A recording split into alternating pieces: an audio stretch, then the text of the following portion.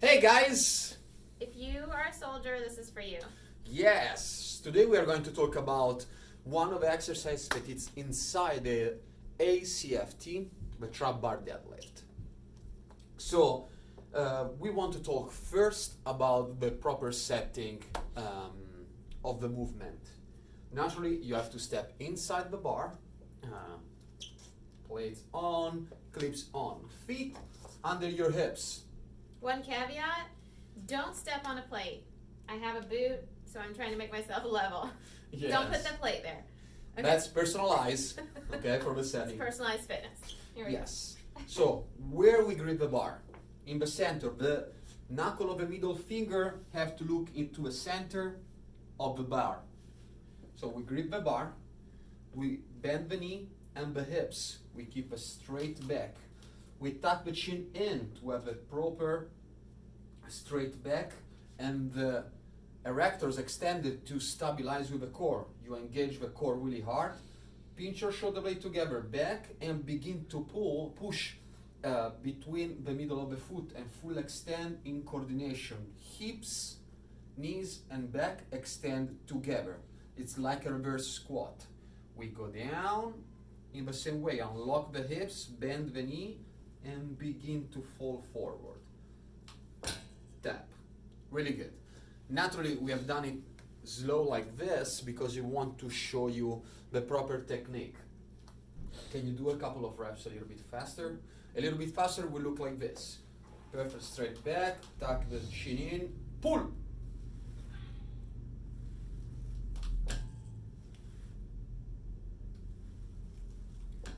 Inhale before pulling, exhale when you reach the top. Great movement. Thank you, Karen. She's a great model. Okay, so that's the basic movement. It's fairly simple. It can actually be easier for athletes with a little bit more limited range of motion when you're doing conventional deadlifts to lift the bar because it's a hybrid movement. It's kind of half squat, half deadlift. So if you've got a lack of mobility, this might be a great exercise for you to transition into a conventional deadlift. That being said, it's on your test, so you got to learn it, and we want to learn to do it right. So some of the biggest mistakes that we see with the trap bar deadlift, the first thing is rounding the back.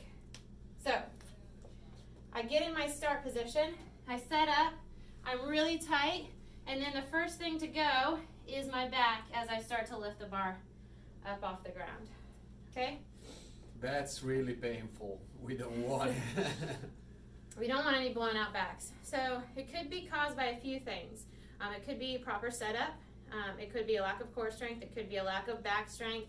It could be that the weight is too heavy for you at this time. So we want to gradually increase the weight, make sure that your setup is perfect, and then lift the bar off the ground. If you are just starting out with trap bar deadlifts, we have a lot of accessory exercises to help you build your core and your back strength, which we'll talk about in a few minutes. Yeah. Second mistake that happen really often when on the beginning you still have to learn how to sit back, it's what is called hip rising, okay? While we are performing the starting position before the beginning of the first pull, this is what happened. Boom! And then there is a good morning with a bar in your hands. No, the first thing that we want to do is control how we step back, because yes, it's a mix between a deadlift and a back squat, but I want to be sure that it's still a pulling activation. So when we grip the bar, if that's something that is happening, we want to be sure that we sit back. We have a sensation of sitting back, not raising the hips, and pulling with entire body. Focus on your hip extension. So rather than lifting your butt and closing your hips, focus on extending the hips and driving through the middle of the foot to stand up. Yes. Okay. Third thing, Yes. leaning back at the top of the rep. So occasionally you'll see someone deadlifting, especially with a straight bar, and at the top of their deadlift, they do this, okay? Almost like they think maybe it's gonna give them a rest. Not the case. It's actually very pointless to do that, and it puts stress on the spine, so we want to avoid leaning back. So what you can do at the top of your rep is squeeze your quads and squeeze your butt, and that's going to keep you from leaning back. So focus on the extension in the legs and squeeze your butt. Stand straight up and stop. No leaning back. Yes, exactly. And if you think about the exercise, one of the first thing that it asks you is a full extension. To reach a full extension, as she said, you need to squeeze really hard your glutes and your abs. If you squeeze for real your glutes and abs, it's impossible that you break the line of your hips. So be sure that you squeeze everything on the top. That's the end of your repetition.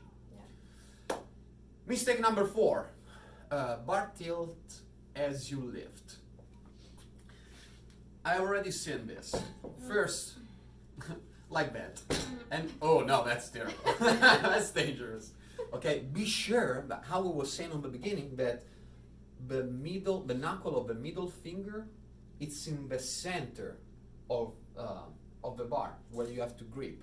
That helps you to find a correct balance of the barbell.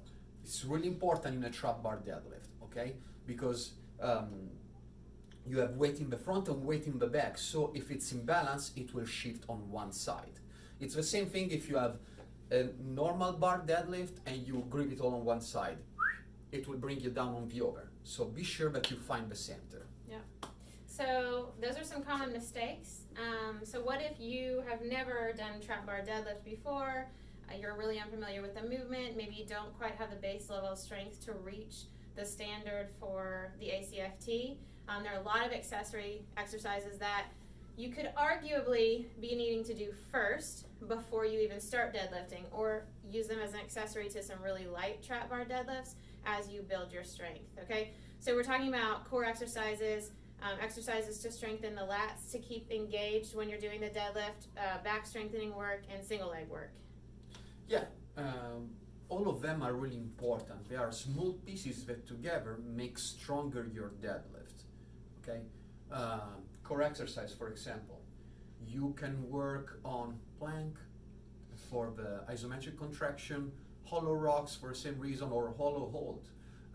Hanging leg raises, that is really good for the activation of the lats, because you never have just to hang from the bar. Active hang for the lats and strengthening of the core or of the lats. Yeah. So planks, hollow holds, hollow rocks, hanging leg raises, which again he said kills 2 birds with 1 stone. Those are some really great core exercises to add into your programming. When we're talking about the lats, like we said, hanging leg raises, if you're not doing a dead hang, which you really shouldn't be doing anyway because it's unsafe on your shoulders, pull yourself into activation and you've already started working on the strength in your lats, which is what you need to engage your back muscles and keep your arms really tight so that your back stays straight and rigid when you're doing the deadlift, okay? So hanging leg raises, something like dumbbell rows or barbell rows, hinged forward to make sure that you're hitting the back rather than pulling up and activating the traps also. So we want to hit the lats down here in the middle of the back, okay? Yes, or for example, strict pull-ups. If you are able to perform strict pull-ups, it's a great exercise to strengthen the lats and the bicep. When you start deadlifting, it's really important to prepare the shoulder and the bicep too. It gives a lot of stability to the motion of the movement. Yeah. You can work on the back exercises. You can work on the GHD, hip extension, Superman, naturally controlled, don't flop on the floor. Farmer's carry. It's a great exercise to work on the stability of the shoulder, on the core, on the grip, okay? What else? Single leg exercises. So if we're talking about trying to balance your body out to make sure that you don't have one side pulling harder than the other because you're stronger on one side than the other, we want to do a single leg, single arm work, but specifically single leg for this movement because it is pretty heavy on, it's a pretty leg dominant movement. Yes, exactly. That's what I was trying to say. And one of the best way to build the initial strength is work on only one leg. Isolate the movement in one portion of the body to build the strength properly, okay? And balance the strength. A lot of times we have one side stronger than the other. If you work with the same weight with both, you will see that one work better.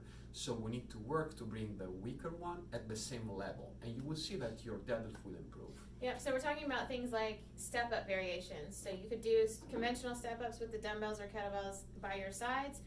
To challenge your core even more, you could bring them up to the front rack position. There are lots of different variations that you could do with step-ups. Split squats, single leg deadlifts. With weight is going to help you build strength in each leg and balance out any weaknesses that you might have. Yes, and single leg deadlift with dumbbells, it's glutes, it's hamstrings, it's grip, it's core, if properly done with the right tempo. So just a few of those movements that we hit, we're going to show you right now. Okay, so we're going to give you an idea of a simple variation that you can do as a workout, probably at home even, while you're quarantined to work on building strength for your trap bar deadlift. Okay, so we're going to start with the plank on the forearms. You could do it on the hands too, but we're going forearms today. Okay, so what we want in the plank is elbows right under the shoulders. Nice straight line. Drop your butt a little. From your shoulders Just big. to your heels. He does have a big butt. From your shoulders to your heels, we want a straight line, okay? You're just going to hold it. So we're going to go 4 sets of 40 to 60 seconds. And time.